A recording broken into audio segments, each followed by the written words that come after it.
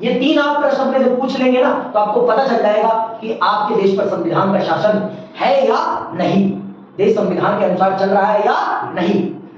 ये 3 प्रश्न अगर आप अपने आप से पूछ लेंगे। पहला प्रश्न क्या है, सुनना। क्या जिन लोगों ने संविधान बनाया वे विश्वसनीय थे? इस प्रश्न का उत्तर इसी अध्याय में आगे मिलेगा। अभी आप पढ़ोगे तो आपको मिल जाएगा कि क्या जिन लोगों ने भारत का संविधान बनाया है, क्या वो लोग भारत की जनता का विश्वास रखते थे?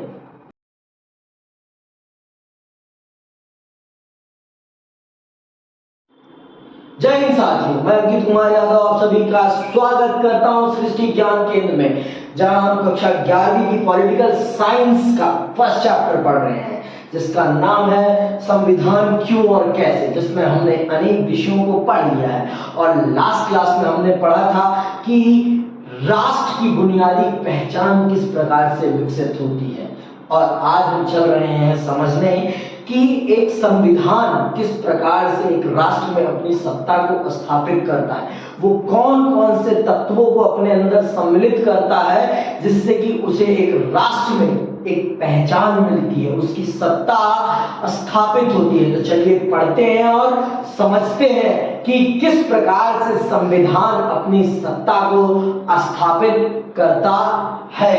तो आइए जानते हैं। हमने संविधान द्वारा किए जाने वाले कुछ कार्यों की रूपरेखा प्रस्तुत की है। इन कार्यों से स्पष्ट होता है कि क्यों अधिकतर समाज में एक संविधान होता है, लेकिन संविधान के बारे में हम 3 और प्रश्न कर सकते हैं। देखो, ये है संविधान के लिए बताए गए कुछ काम, ये आप देख लेना। वैसे चलो मैं भी बता देता हूं। सरकार किसी भी नागरिक को किसी धर्म का पालन करने या ना करने की आज्ञा नहीं दे सकती, ठीक है। सरकार की शक्ति या सीमा, ठीक है। सरकार को आय और संपत्ति की असमानता को कम करने का प्रयास अवश्य करना चाहिए। ये सरकार संविधान के द्वारा किए जाने वाले कुछ काम हैं। ये काम संविधान। राष्ट्रपति के पास प्रधानमंत्री को नियुक्त करने की शक्ति है, ये हमारे देश में, ठीक है। संविधान वह सर्वोच्च कानून है जिसका सभी को पालन करना पड़ता है। सच है, संविधान से बड़ा इस देश में कोई नहीं है, ठीक है। और भारतीय नागरिकता किसी खास नस्ल, जाति या धर्म पर सीमित नहीं है। हमारे देश में आपको किसी विशेष नस्ल, धर्म, जाति पे होने पर आपको नागरिकता नहीं, आपको नागरिकता तब मिलेगी जब आपके अंदर कुछ गुण होंगे। आप भारत की जमीन पर पैदा हुए हैं, यही आपकी नागरिकता के लिए काफी है, यही आपकी नागरिकता के लिए काफी है। किसी खास नस्ल, जाति, रंग, भेद इसका होने की आपको कोई जरूरत नहीं है। समझ में आई बात? तो ये है, तो ये प्रश्न है, ठीक है। और भी कुछ प्रश्न हैं, जैसे इन कार्यों से स्पष्ट होता है कि क्यों अधिकतर समाजों में एक संविधान होता है। ये कार्य जो बताए गए, इन कार्यों से हमें समझ में आता है कि एक देश को संविधान की क्यों जरूरत है, क्योंकि ये वो संविधान, मैंने बताया ना, संविधान तीसरा काम जब हम पढ़ रहे थे तो उसमें क्या हमने देखा कि संविधान वो शक्ति है जो एक दूसरे में, संविधान वो शक्ति है जो देश में सबसे पहले अपनी सत्ता स्थापित करती है।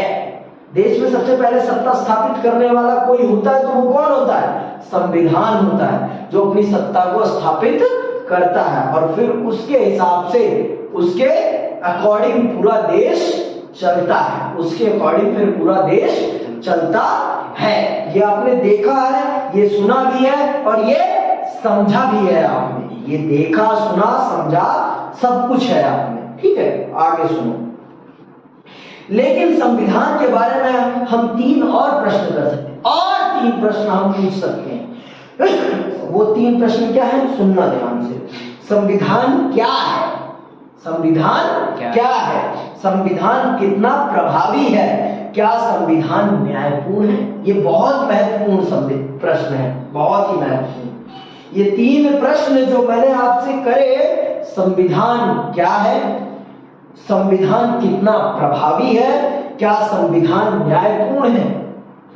अगर कोई भी संविधान न्यायपूर्ण नहीं होगा ना, तो वो लंबे समय तक टिक नहीं सकता है। एक संविधान का न्यायपूर्ण होना उसकी सबसे पहली प्राथमिकता होनी चाहिए। वो अपने समाज में रहने वाले सभी व्यक्तियों के साथ क्या करे? न्याय, तभी वो प्रासंगिक हो सकता है।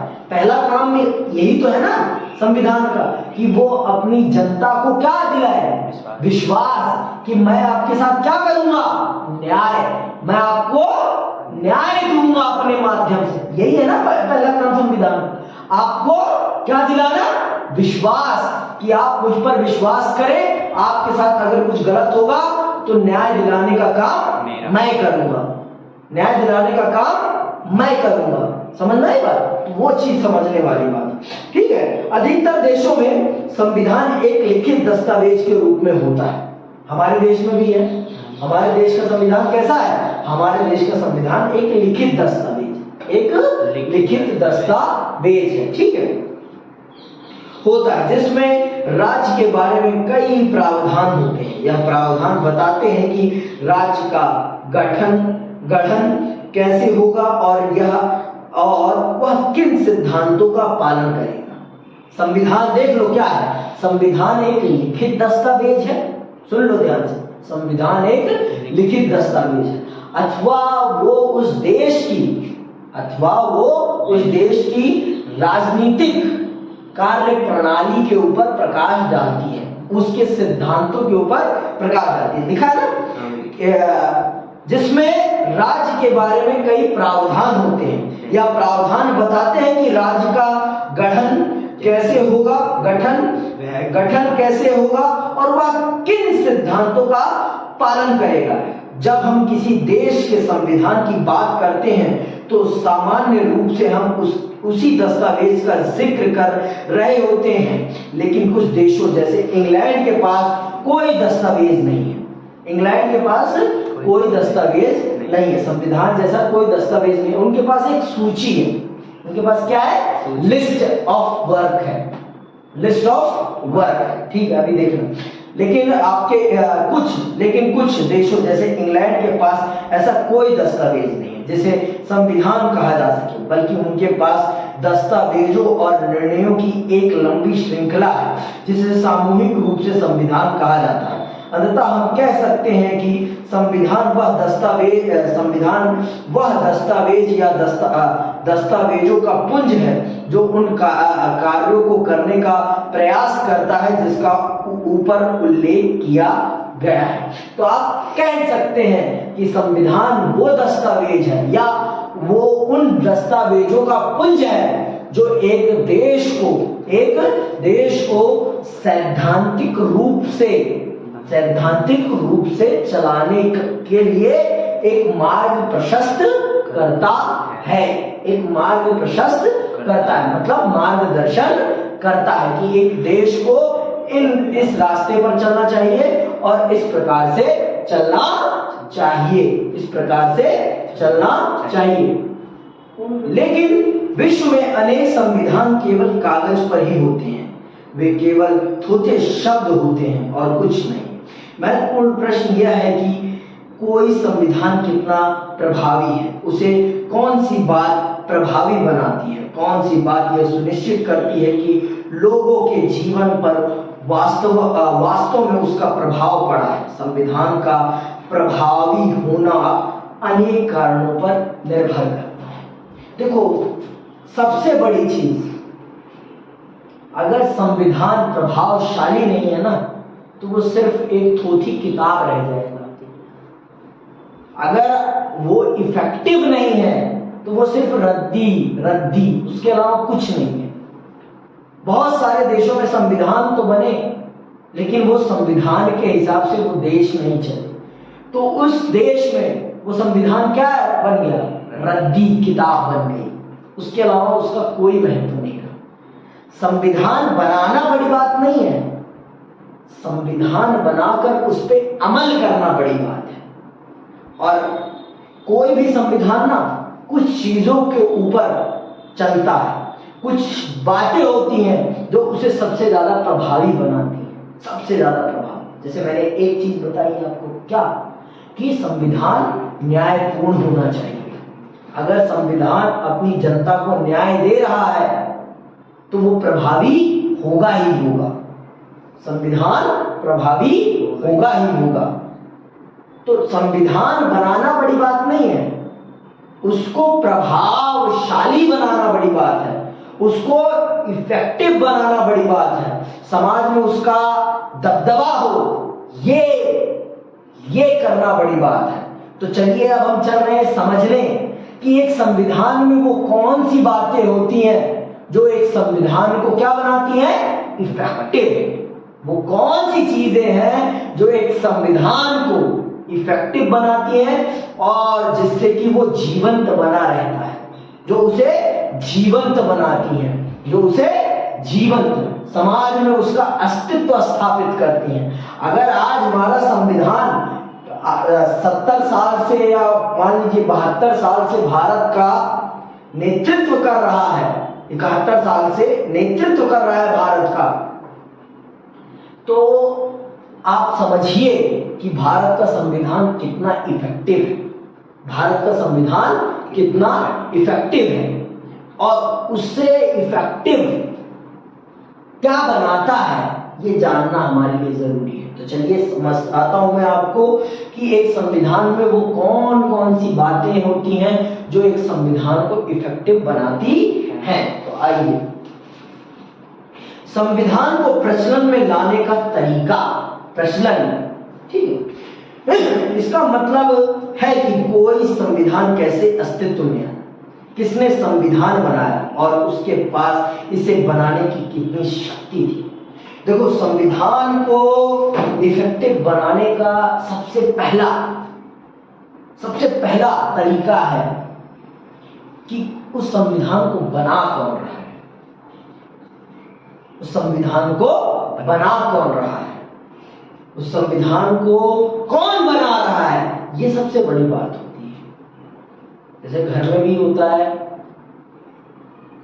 ऑर्डर किसका है। अगर आप भाई का ऑर्डर हो तो आप इतनी तेजी से उस पर हरकत नहीं दिखाएंगे, लेकिन वही पापा का ऑर्डर हो तो फौरन काम होगा ना। वही चीज है, संविधान को बना कौन रहा है, संविधान को बना कौन रहा है, वो उसकी इफेक्टिवनेस को प्रभावित करता है। सबसे ज्यादा प्रभावशाली बनाने में उसे बनाने वाले लोगों का बहुत बड़ा योगदान होता है, ये जान लो आप। संविधान को प्रभावशाली बनाने में उसे बनाने वाले लोगों का भी बहुत बड़ा योगदान होता है। तो जैसे कि हम जानते हैं, भारत का संविधान किन्होंने बनाया? भारत का संविधान भारत के उस समय के सबसे ज्यादा लोकप्रिय नेताओं ने बनाया, जिनका जनता पर विश्वास था और जनता का उन पर विश्वास था। वो जनता पर भरोसा करते थे कि अगर हम कुछ कहेंगे तो जनता हमारी बात को मानेगी, और जनता उन पर भरोसा करती थी कि ये हमारे साथ कभी गलत नहीं होने देंगे। यही कारण है कि भारत का संविधान इतना इफेक्टिव हो पाया। तो अब बात समझ में आई, संविधान को बनाने वाले भी ये तय करते हैं कि संविधान कितना इफेक्टिव होगा, संविधान को बनाने वाले भी ये तय करते हैं कि संविधान कितना इफेक्टिव होगा। आगे सुनो, अनेक देशों में संविधान इसलिए निष्प्रभावी होते हैं क्योंकि वे सैनिक शासकों या ऐसे अलोकप्रिय नेताओं के द्वारा बनाए जाते हैं जिनके पास लोगों को अपने साथ लेकर चलने की क्षमता नहीं होती। जिन देशों में संविधान अलोकप्रिय होते हैं, निष्प्रभावी होते हैं, अनइफेक्टिव होते हैं, उन देशों में उसका अनइफेक्टिव होने का सबसे बड़ा कारण क्या है? उसका सबसे बड़ा कारण है ऐसे लोगों के द्वारा बनाया जाए ना संविधान, ऐसे लोगों के द्वारा संविधान का बनाया जाना जिनका जनता में कोई जनादेश नहीं है, जिन पर जनता को तनिक भी विश्वास नहीं है। तो अगर ऐसे लोग बनाएंगे संविधान तो संविधान टिक नहीं पाएगा, संविधान टिक नहीं पाएगा। ये बात आप जान लीजिए। संविधान ऐसे ही लोगों के द्वारा बनाया जाना चाहिए जिनका जनता में क्या हो? जनादेश। क्या हो? जनादेश। अर्थात जिन पर जनता क्या करती हो? विश्वास। जिन पर क्या करती हो जनता? विश्वास। और विश्वास ही वो चीज है जो सब कुछ करती है। दुनिया की सबसे महंगी चीज अगर कुछ है तो वो क्या है? विश्वास। अगर मैं आप पर विश्वास कर रहा हूं और आप मेरा विश्वास तोड़ते हैं ना, फिर आप कभी किसी लायक नहीं बचेंगे मेरी नजरों में। मेरी नजरों में ये बात यहां पर भी है। तो अगर संविधान ऐसे लोगों के द्वारा बनाया जा रहा है जिन पर जनता का विश्वास है, तो वो संविधान कितना भी कमजोर क्यों ना हो, वो इफेक्टिव हो जाएगा। वो क्या हो जाएगा? प्रभावशाली हो जाएगा। लेकिन संविधान कितना भी अच्छा हो, लेकिन ऐसे लोगों के द्वारा बनाया जा रहा है जिनका जनता में कोई जनादेश नहीं है, जिन पर जनता तनिक भी विश्वास नहीं करती, तो वो कितना भी अच्छा हो, वो निष्प्रभावी हो जाएगा, अनइफेक्टिव हो जाएगा। ये बात जान। अब बात समझ में आई कि संविधान कैसे प्रभावशाली होता है। संविधान के प्रभावशाली होने में संविधान को बनाने वालों का बहुत बड़ा योगदान होता है, बहुत बड़ा योगदान। क्योंकि अगर वो जनता के प्रिय है तो संविधान भी जनता के लिए क्या हो जाएगा? प्रिय। समझ में आई बात? संविधान भी उनके लिए क्या हो जाएगा? प्रिय। आगे सुनो। विश्व के सर्वाधिक सफल संविधान भारत, दक्षिण अफ्रीका और अमेरिका के हैं। दुनिया के सबसे ज्यादा प्रभावशाली संविधान कौन कौन से हैं? सफल। भारत का है, दक्षिण अफ्रीका का है और अमेरिका का है के हैं। ये ऐसे संविधानों के उदाहरण हैं जिन्हें एक सफल राष्ट्रीय आंदोलन के बाद बनाया गया। यद्यपि भारतीय संविधान को औपचारिक रूप से एक संविधान सभा ने दिसंबर 1946 और नवंबर 1949 के मध्य बनाया, पर ऐसा करने में उसने राष्ट्रीय आंदोलन के लंबे इतिहास से काफी प्रेरणा ली। राष्ट्रीय आंदोलन में समाज के सभी वर्गों को एक साथ लेकर चलने की विलक्षण क्षमता थी। संविधान को भारी वैधता मिली क्योंकि उसे ऐसे लोगों ने बनाया जिनमें समाज का अटूट विश्वास। सुन लो, संविधान को ऐसे लोगों ने बनाया जिनमें समाज का अटूट विश्वास था और जिनके पास समाज के विभिन्न वर्गों से सीधा संवाद करने और उनका सम्मान प्राप्त करने की क्षमता थी। संविधान निर्माता लोगों को यह समझाने में सफल रहे कि संविधान उनकी व्यक्तिगत शक्तियों को बढ़ाने का कोई साधन नहीं। यही कारण है कि संविधान को भारी वैधता मिली। संविधान का अंतिम प्रारूप उस समय की व्यापक राष्ट्रीय आम सहमति को व्यक्त करता है। आप सब जानते हैं कि भारत का संविधान एक दिन में नहीं बना है। भारत का संविधान मैं मानता हूं 2 साल 11 महीने 18 दिन में बना है, लेकिन उसको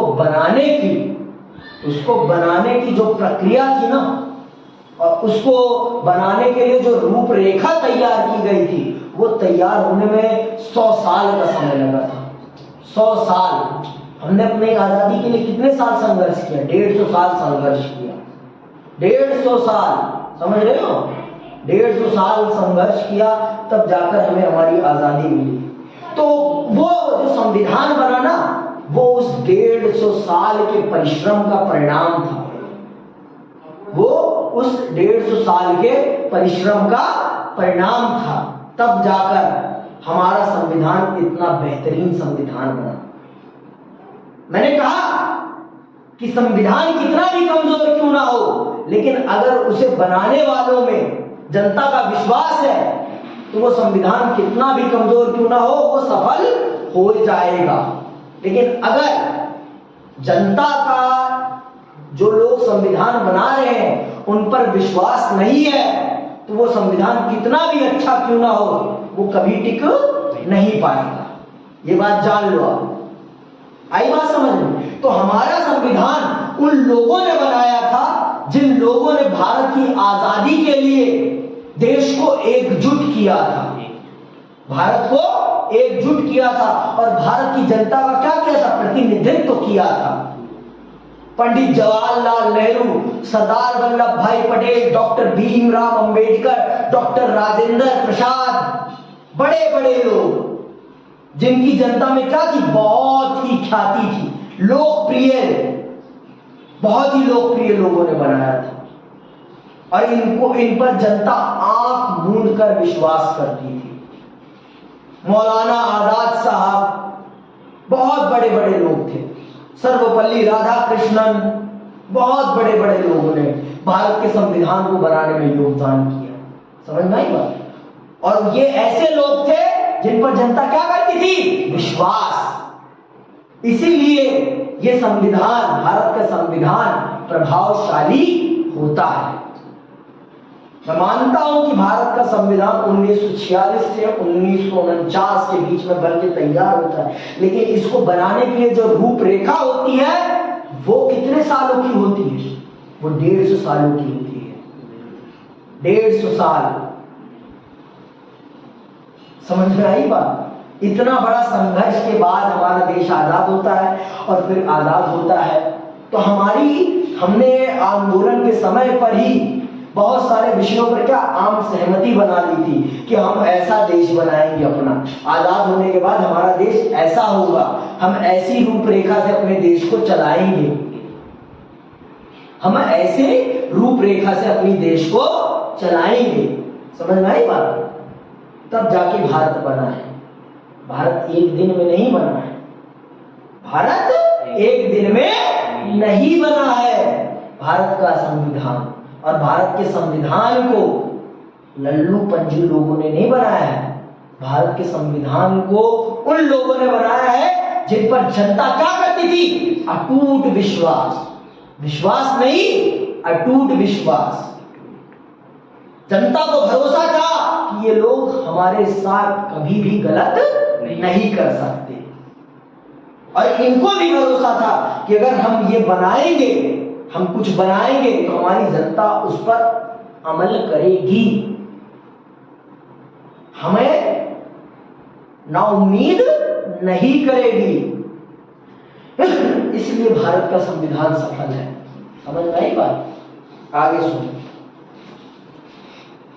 कुछ देशों ने अपने संविधान पर पूर्ण जनमत संग्रह कराया जिसमें सभी लोग अपनाए जा रहे संविधान के पक्ष या विपक्ष में राय देते हैं। भारतीय संविधान पर ऐसा कोई जनमत संग्रह नहीं हुआ, लेकिन इसे लोगों की ओर से प्रबल शक्ति प्राप्त थी, क्योंकि यह बहुत ही लोकप्रिय नेताओं की सहमति और समर्थन पर आधारित था और लोगों ने उनके प्रावधानों पर अमल करके उसे अपना लिया। अंततः संविधान बनाने वालों का प्रभाव भी एक हद तक संविधान की सफलता की संभावना सुनिश्चित करता है। तो ये जान लो, संविधान को सफल और असफल करने में संविधान को बनाने वाले भी बहुत बड़ी भूमिका निभाते हैं। संविधान को बनाने वाले भी बहुत बड़ी भूमिका निभाते हैं।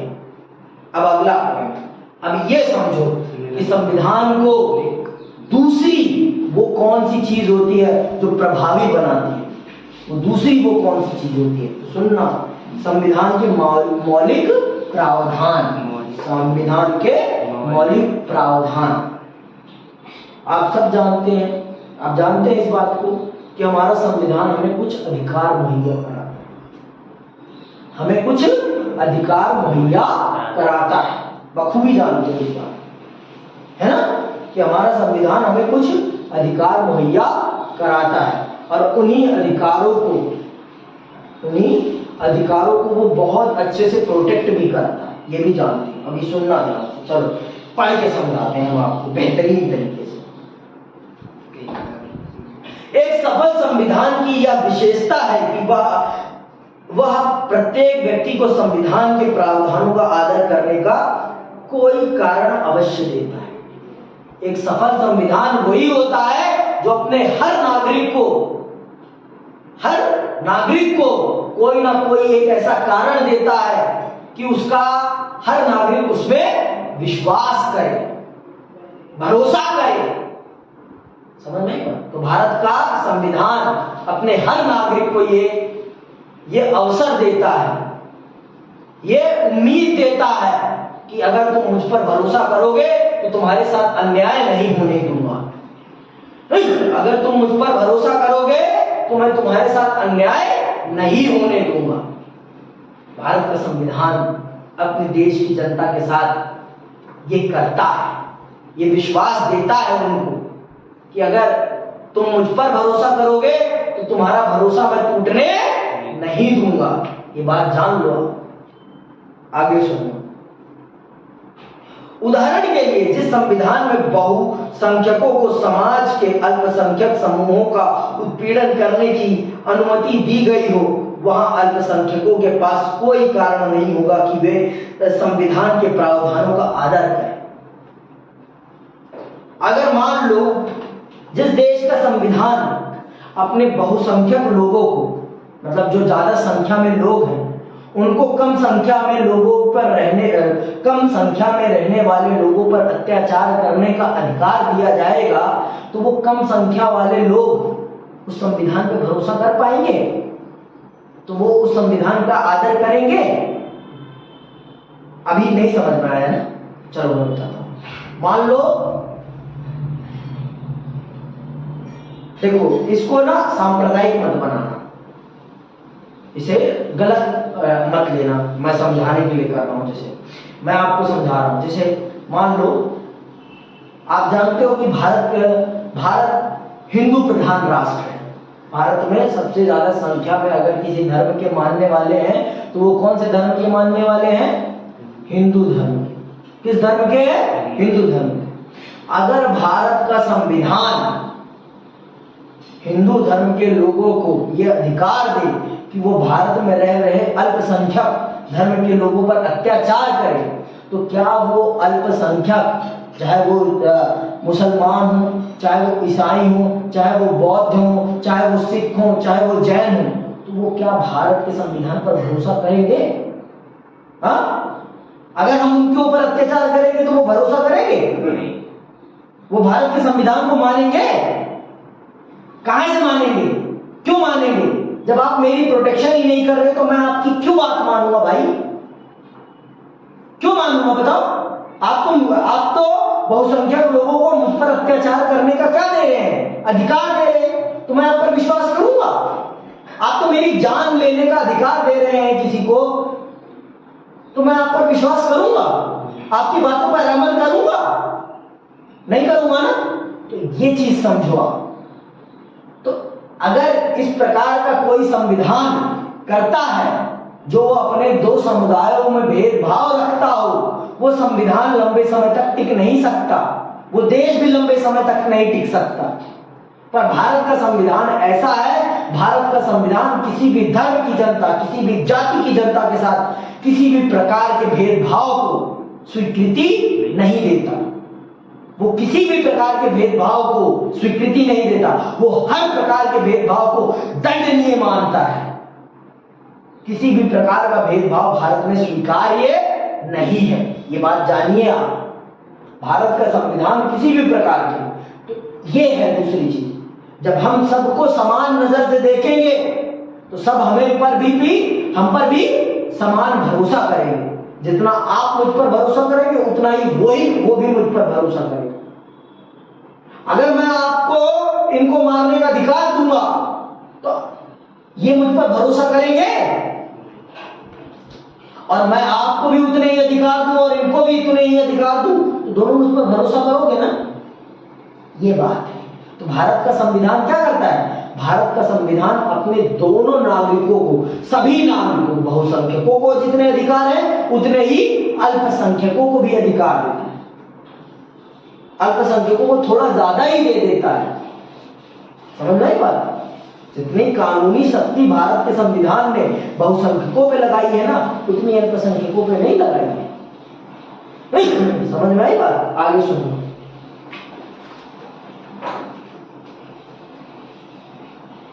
वहां अल्पसंख्यकों के पास कोई कारण नहीं होगा कि वे संविधान के प्रावधानों का आदर करें।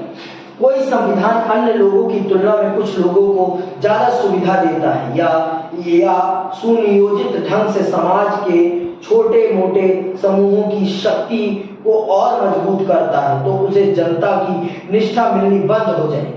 अगर कोई भी संविधान अपने नागरिकों में भेदभाव करेगा तो वो संविधान एक ना एक दिन बर्बाद हो जाएगा। एक ना एक दिन उस संविधान का बर्बाद होना पक्का है और उस देश का भी बर्बाद होना पक्का है। जैसे हमारे पड़ोसी देश पाकिस्तान बर्बाद हो रहा है, जैसे हमारा पड़ोसी पाकिस्तान बर्बाद हो रहा है। क्यों बर्बाद हो रहा है? क्योंकि उसने अपने देश में धार्मिक अल्पसंख्यकों के साथ अत्याचार किया। उसने अपने देश में धार्मिक कम संख्या में रहने वाले धर्म के लोगों के साथ क्या किया? अत्याचार किया। इसीलिए आज वो बर्बाद हो रहा है। ईश्वर एक ही है, ईश्वर एक ही है। आप अत्याचार करोगे ना तो आप पर भी अत्याचार होगा, ये जान लो। ईश्वर एक ही है, उसी का नाम राम भी है, उसी का नाम रहीम भी है, उसी का नाम वाहेगुरु जी भी है और उसी का नाम महावीर भी है, उसी का नाम बौद्ध भी है, गौतम बुद्ध भी वही है और वही है ईसा मसीह, सब वही है, एक ही है। ये बात जानो आप। और अत्याचार करोगे तो आप पर भी अत्याचार होगा, आप भी बर्बाद होंगे। पाकिस्तान ने अपने अल्पसंख्यकों को बर्बाद किया, आज वो भी कटोरा लेकर क्या मांग रहा है? भीख। समझ में आई बात? जो दूसरों के लिए गड्ढा खोदेगा वो खुद ब खुद एक दिन उस गड्ढे में गिरेगा, वो खुद ब खुद। भारत को बर्बाद करने की सोच रहा था, खुद ही हो गया। हाँ, अब बात समझ में आई? भारत को बर्बाद करने चला था, खुद ही बर्बाद हो रहा है और उसी के देश की जनता ही उसे बर्बाद कर रही है। उसके देश की जनता ही उसे बर्बाद कर रही है। सबसे ज्यादा चोर अगर कहीं के लोग हैं ना, पाकिस्तान के लोग सबसे ज्यादा टैक्स चोरी करते हैं। अपने देश को बर्बाद करने में सबसे बड़ा भूमिका वही निभा रहे हैं। आतंकवादी भी यही है। हाँ, आतंकवादी भी वही है। समझ में आई बात? ठीक है, आगे सुनो। यदि कोई समूह यह महसूस करे कि उसकी पहचान को दबाया जा रहा है तो उसके पास संविधान को मानने का कोई कारण नहीं होगा। कोई भी संविधान खुद से न्याय के आदर्श स्वरूप की स्थापना नहीं करता, लेकिन उसे लोगों को विश्वास दिलाना पड़ता है कि वह बुनियादी न्याय को प्राप्त करने के लिए ढांचा उपलब्ध कराता है। आप इस विचार को प्रयोग में लाएं। स्वयं अपने से यह प्रश्न पूछिए, समाज के कुछ बुनियादी नियमों में से कौन सी चीजें होनी चाहिए जिनसे सभी लोगों को उन्हें मानने का एक कारण मिल सके। कोई संविधान अपने सभी नागरिकों की स्वतंत्रता और समानता की जितनी अधिक सुरक्षा करता है, उसकी सफलता की संभावना उतनी ही बढ़ जाती है। मोटे तौर पर कहें तो क्या भारतीय संविधान प्रत्येक नागरिकों को एक ना एक ऐसा कारण देता है जिससे वह उसकी सामान्य रूपरेखा का समर्थन कर सके। इस पुस्तक को पढ़ने के बाद आप इस प्रश्न का हाँ में उत्तर देने की स्थिति में होने चाहिए। ये बात जान लीजिए। देखो, आप जब इस किताब को पढ़ लेंगे ना तो आपको पता चल जाएगा कि भारत का संविधान सच में अपने हर एक नागरिक को एक ऐसा कारण देता है जिस कारण से इस देश का हर एक नागरिक भारत के संविधान पर विश्वास कर सके। भारत के हर एक नागरिक को भारत का संविधान कोई ना कोई एक ऐसा कारण मुहैया कराता है जिससे कि भारत का हर नागरिक भारत के संविधान पर विश्वास करता है और जिस कारण से भारत का संविधान 71 साल से भारत की सेवा में है। भारत की सेवा में है 71 साल से। क्यों है? क्योंकि वो अपने हर एक नागरिक को कोई ना कोई एक ऐसा कारण उपलब्ध कराता है जिससे कि उसके देश की जनता उस पर विश्वास करती है। कोई भी संविधान तभी सफल होगा जब वो अपने देश के नागरिकों के दो मुख्य अधिकारों स्वतंत्रता और समानता की जितनी रक्षा करेगा। जो संविधान अपने देश की जनता की स्वतंत्रता और समानता की जितनी रक्षा करेगा वो संविधान उतना ही सफल होगा, वो संविधान उतना ही सफल होगा। और भारत के मौलिक अधिकार आपने पढ़ रखे हैं, अभी पढ़ेंगे आप तो आप देख लेंगे, खुद ब खुद जान जाएंगे कि भारत का संविधान किस प्रकार से अपने देश की जनता को ऐसे अधिकार उपलब्ध कराता है जिन अधिकारों के माध्यम से हर एक नागरिक भारत के संविधान पर विश्वास करने के लिए मजबूर हो जाता है। उसके पास कोई कारण नहीं बचता कि वो भारत के संविधान पर विश्वास ना करे। उसके पास कोई कारण नहीं बचता कि वो भारत के संविधान पर विश्वास ना करे। समझ में आई बात? तो चलिए अब एक और है, संस्थाओं की संतुलित रूपरेखा। संस्थाओं की संतुलित रूपरेखा ये भी बहुत महत्वपूर्ण है। देखो दो चीजें तो हमने समझ ली, क्या कि संविधान को सफल बनाने में दो चीजें बहुत, पहली क्या है संविधान को बनाने वाले, और दूसरा क्या है संविधान के द्वारा अपनी जनता को दिए जाने वाले अधिकार। ये दो चीजें संविधान को सबसे ज्यादा इफेक्टिव बनाती है। एक तीसरी भी चीज है, और वो चीज है जो संविधान को सच में समाज पर स्थापित करती है, वो है संविधान की संस्थाएं, इंस्टीट्यूशन, कॉन्स्टिट्यूशनल इंस्टीट्यूशन, जो संविधान के हाथ पांव है, जो सच में संविधान को अमली जामा पहनाते हैं, वास्तविक रूप में स्थापित करने में लगते हैं। तो अब हम चल रहे हैं उनके बारे में समझने।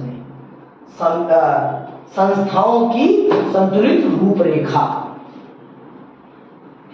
संस्थाओं की संतुलित रूपरेखा, जब मैंने चैप्टर स्टार्ट किया था तो मैंने 3 संस्थाओं के बारे में बताया था, याद है? 3 संस्थाएं, संविधान के 3 संस्थाएं, हाँ याद है? संविधान कि 3 संस्थाएं बताई थी मैंने। 3 संस्थाएं, पहली है आपकी, सुन लो आप ध्यान से, कार्यपालिका, कार्यपालिका, फिर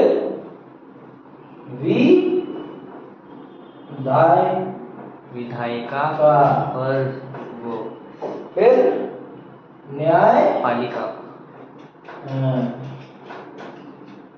याद आया कुछ?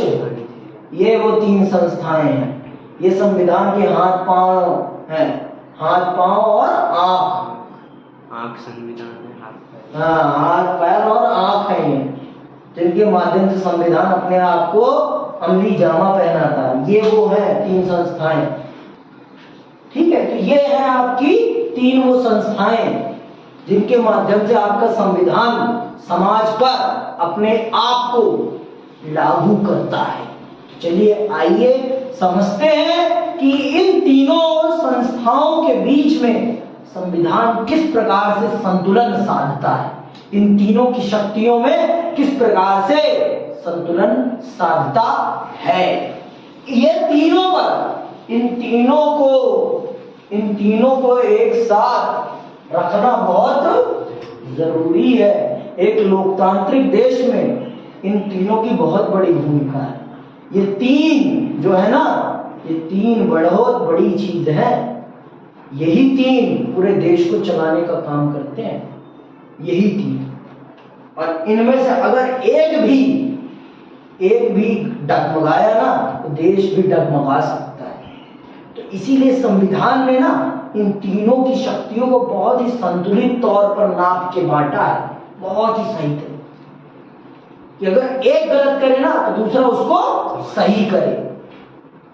अगर ये गलत करता है तो ये उसको सही करेगा, और ये गलत करता है तो ये इसको सही करेगा, और ये गलत करता है तो ये इसको सही करेगा। सबको ऐसे दे रखी है ताकत जिससे कि कोई गलत ना कर सके, कोई गलत ना कर सके। समझ में आई बात? तो चलो समझते हैं कि आपके संविधान ने किस प्रकार से इन तीनों के बीच में ताकत को बांटा हुआ है। इन तीनों के ऊपर विशेष चैप्टर हैं, आपके पता होना चाहिए। ये तीनों जो है ना संस्थाएं, इनको आप एक चैप्टर के रूप में पढ़ोगे, तीनों के ऊपर। ठीक है, सुनना ध्यान से। संविधान को जनता नहीं, प्राय एक छोटा समूह ही नष्ट कर देता है।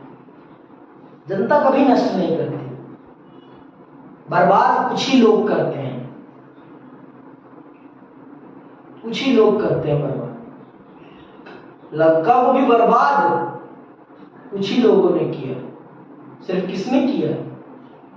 2 लोगों ने। बता सकते हो किसने किसने? किसने किसने? सिर्फ 2 लोगों ने बर्बाद किया है। लंका को सिर्फ 2 लोगों ने बर्बाद किया है। किसने किसने बताओ? एक तो रावण है। एक तो रावण है, ये तो सही है। दूसरा उनका भाई, दूसरा उसकी बहन शूर्पणखा। उसका भाई बच्चा था। शूर्पणखा, शूर्पणखा वो नखा है जिसने रावण की पूरी नखा बर्बाद कर दी। पूतना, शूर्पणखा उसकी बहन। नहीं। इतना कहां से आ गई? शूर्पणखा को नहीं जानते? जो राम भगवान के पास आती हैं, आप मुझे बहुत पसंद हो, आपसे मैं शादी करूंगा, हाँ। सीता को मार डालूंगी मैं। फिर लक्ष्मण क्या करते हैं? तू मेरी भाभी को मारेगी, तेरी नाखी उड़ा दूंगी मैं। याद है कुछ? वो है। देख रहे हो आप? समझ रहे हो ना? ये चीज समझो। This is a diplomacy. यहां पर भी बर्बाद, किसी भी देश को बर्बाद कुछ ही लोग करते हैं। जैसे पाकिस्तान को बर्बाद अगर किसी ने किया है ना, वहां की सेना ने किया है, वहां की सेना ने किया है। पाकिस्तान को बर्बाद वहां की सेना ने किया है। बहुत लोग मानते हैं कि वहां के पॉलिटिशियंस ने बर्बाद किया है। पॉलिटिशियंस तो वहां सेना के हाथ की क्या है? कठपुतली। क्या है? कठपुतली। हाथ की कठपुतली है। तो ये जान लो, आगे सुनो। क्योंकि वह अपनी शक्तियां बढ़ाना चाहता है। ढंग से बनाए संविधान में शक्तियों को इस प्रकार बांट दिया जाता है जिससे कोई एक समूह संविधान को नष्ट ना कर सके। संविधान की रूपरेखा बनाने की एक कारगर विधि यह सुनिश्चित करना है कि किसी एक संस्था का सारी शक्तियों पर एकाधिकार न हो। ऐसा करने के लिए शक्तियों को कई संस्थाओं में बांट दिया जाता है। समझ में आई बात? किसी एक को अगर आप ताकत दे दोगे ना, तो वो पूरा देश बर्बाद कर देगा, पूरा देश। आपको पता होना चाहिए कि हमारे देश में ना प्रधानमंत्री जी भी ताकतवर नहीं है। प्रधानमंत्री जी तभी तक ताकतवर है जब तक उनको क्या है? विधायिका में क्या मिला हुआ है? बहुमत। और जिस दिन उन्होंने अपना बहुमत खो दिया, उस दिन उनके नीचे से कुर्सी भी चली जाएगी। प्रधानमंत्री जी भी ताकतवर नहीं है, वो भी भ्रम में ना रहे। कोई भी भ्रम में नहीं रह सकता कि मैं बन गया हूं राजा। ये वाली फीलिंग कोई नहीं ले सकता लोकतंत्र में, कोई भी नहीं ले सकता। क्योंकि आप तभी तक ताकतवर हैं जब तक आप अपनी क्या किसमें है? सीमा में। If you crossing your limits, तो आपकी भी लिमिट काट दी जाएगी। समझ में आई बात? आपकी भी लिमिट काट दी जाएगी। ये बात जानिए आप अपनी लिमिट्स मत क्रॉस करिए। समझ में आई बात? भारत के संविधान में अपनी हर संस्था को, इन तीनों संस्थाओं को नाप के ताकत दी है। नाप के जिसे कहते हैं। तू इतनी रख, तू इतनी रख, तू इतनी रख। न तू उससे ज्यादा है, न तू उससे ज्यादा है, न तू उससे ज्यादा है। तीनों को एक बराबर बनाया है। तीनों को क्या बनाए, एक बराबर, और तीनों एक दूसरे के कामों में इंटरफेयर नहीं करेंगे। और पर अगर आप अपने काम से बाहर जाकर कोई काम करेंगे तो फिर इंटरफेयर होगा, आपको सही लाइन में लाएंगे। तो सबसे बड़ा काम है संविधान का क्या, कि अपनी संस्थाओं के बीच में शक्ति का संतुलित रूप में बंटवारा करें, जिससे कि देश में अराजकता पैदा ना हो, देश में किसी एक का कोई एक इतना ताकतवर ना हो जाए कि वो देश को ही बर्बाद कर दे। ताकत को बांटना, ताकत को सही ढंग से बांटना भी एक बड़ा काम है। ताकत को सही ढंग से बांटना भी एक बड़ा काम है। आगे सुनो। उदाहरण के लिए भारतीय संविधान शक्ति को एक समान धरातल पर विधायिका, कार्यपालिका और न्यायपालिका जैसी संस्थाओं और स्वतंत्र संवैधानिक निकाय जैसे निर्वाचन आयोग आदि में बांट देता है। इससे यह सुनिश्चित हो जाता है कि यदि कोई एक संस्था संविधान को नष्ट करना चाहे तो अन्य दूसरी संस्थाएं उसके अतिक्रमण को नियंत्रित कर लेगी। अवरोध और संतुलन के कुशल प्रयोग ने भारतीय संविधान की सफलता सुनिश्चित की है। समझ में आई? तो इस चीज ने ये जो संतुलित रूपरेखा है ना भारत के संविधान की ये जो संतुलित रूपरेखा है, इसने भारत के संविधान को इतना सफल बनाया है। भारत के संविधान ने अपनी किसी भी एक संस्था को इतनी ताकत नहीं दे दी है कि वो भारत के संविधान के खिलाफ जाकर कोई काम कर सके।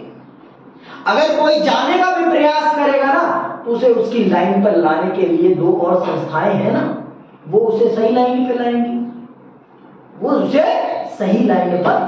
जब मैं इनके बारे में आपको विस्तार से पढ़ाऊंगा ना तब आप समझ जाएंगे कि कैसे ये तीनों एक दूसरे को कंट्रोल करते हैं, कैसे ये तीनों एक दूसरे को कंट्रोल करती हैं। समझ में आई बात?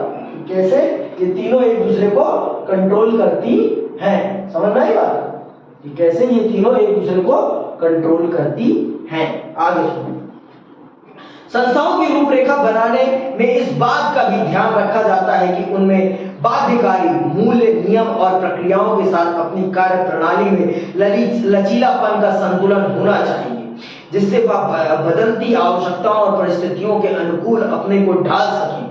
ज्यादा कठोर संविधान परिवर्तन के दबाव में नष्ट हो जाते हैं, और दूसरी ओर यदि संविधान अत्यधिक लचीला है तो वह समाज को सुरक्षा और पहचान न दे सकेगा। सफल संविधान प्रमुख मूल्यों की रक्षा करने और नई परिस्थितियों के अनुसार स्वयं को ढालने में एक संतुलन रखते हैं। आप भारतीय संविधान निर्माताओं की समझदारी को 9वें अध्याय में महसूस करेंगे, जिसमें भारतीय संविधान को एक जीवंत दस्तावेज की संज्ञा दी गई है। अपने प्रावधानों में परिवर्तन की संभावना और एक हद तक ठोस रूप में संतुलन बैठाकर संविधान सुनिश्चित करता है कि यह दीर्घायु होगा और जनता का आदर प्राप्त करेगा। इस व्यवस्था से यह भी सुनिश्चित हो जाता है कि कोई भी वर्ग या समूह अपने बलबूते संविधान को नष्ट नहीं कर सकेगा। अंततः यह पता लगाने के लिए कि क्या किसी संविधान की सत्ता मान्य है, आप अपने से 3 प्रश्न पूछ सकते हैं। ये 3 आप प्रश्न अपने से पूछ लेंगे ना तो आपको पता चल जाएगा कि आपके देश पर संविधान का शासन है या नहीं, देश संविधान के अनुसार चल रहा है या नहीं। ये 3 प्रश्न अगर आप अपने आप से पूछ लेंगे तो पहला प्रश्न क्या है, सुनना। क्या जिन लोगों ने संविधान बनाया वे विश्वसनीय थे? इस प्रश्न का उत्तर इसी अध्याय में आगे मिलेगा। अभी आप पढ़ोगे तो आपको मिल जाएगा कि क्या जिन लोगों ने भारत का संविधान बनाया है, क्या वो लोग भारत की जनता का विश्वास रखते थे? जिन लोगों ने भारत का संविधान बनाया है, क्या भारत की जनता उन पर विश्वास करती थी? बताओ, करती थी कि नहीं करती थी? करती थी। वो भारत के सबसे लोकप्रिय नेता थे भाई।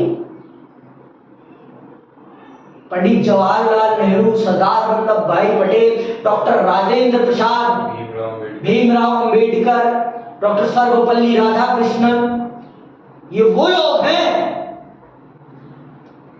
जिनके एक कहने पर जनता इधर से उधर हो जाती थी, एक कहने पर। तो भारत का संविधान उन लोगों ने बनाया है ना जिन लोगों पर जनता अटूट विश्वास करती थी, और वो लोग भी जनता पर विश्वास करते थे कि हम जो बनाएंगे हमारी जनता उसे सफल करके दिखाएगी। समझ में आई बात? ऐसे नहीं है भारत का संविधान इतना सफल। अब बात समझ में आई? आगे का पढ़ूंगा तो पता चल जाएगा कि भारत का संविधान किन लोगों ने बनाया है और जनता का उन पर कितना विश्वास था, या जनता उन पर कितना विश्वास करती है। आगे सुनो दूसरा प्रश्न। दूसरा, क्या संविधान ने सुनिश्चित किया था कि सूझबूझ के साथ शक्ति को इस प्रकार संगठित किया जाए कि किसी एक समूह के लिए संविधान नष्ट करना आसान ना हो? और सबसे अधिक महत्वपूर्ण बात यह कि क्या संविधान सबको कुछ कारण देता है कि वे संविधान का पालन करें? इस पुस्तक के अधिकतर हिस्से में इसी प्रश्न का उत्तर दिया गया है। आप ये पुस्तक पढ़ लेंगे तो आपको पता चल जाएगा कि क्या सच भारत का संविधान अपने हर नागरिक को कोई एक कारण देता है जिससे कि उसका हर एक नागरिक भारत के संविधान पर विश्वास कर सके। जब आप पढ़ लोगे तो आपको पता चल जाएगा इस चीज का। आगे सुनो, क्या संविधान लोगों की आशाओं और आकांक्षाओं का पिटारा है? संविधान द्वारा लोगों की निष्ठा प्राप्त करने की योग्यता काफी कुछ इस बात पर भी निर्भर करती है कि संविधान न्यायपूर्ण है या नहीं। भारतीय संविधान में न्याय के बुनियादी सिद्धांत क्या है? इस पुस्तक का अंतिम अध्याय इस प्रश्न का उत्तर देगा। जब आप ये पूरी पुस्तक पढ़ लेंगे ना तो आपको इन तीनों प्रश्नों के उत्तर मिल जाएंगे। ये तीनों प्रश्न आपके लिए आसान हो जाएंगे। पहला प्रश्न तो आप इसी पुस्तक में इसी अध्याय में समझ जाओगे। क्या जिन लोगों ने भारत का संविधान बनाया है क्या वो विश्वास पात्र थे जनता के? आप खुद ब खुद जान जाओगे अभी जब मैं आगे पढ़ाऊंगा। ठीक है, तो कल से अगली क्लास में हम पढ़ेंगे भारतीय संविधान कैसे बना। आज के लिए बस इतना ही, यहीं लेता हूं मैं आपसे विराम। और अगर आपके कोई हो प्रश्न तो आप पूछिए, मैं उसका जवाब देने का प्रयास करूंगा। इसी के साथ जय हिंद, जय भारत।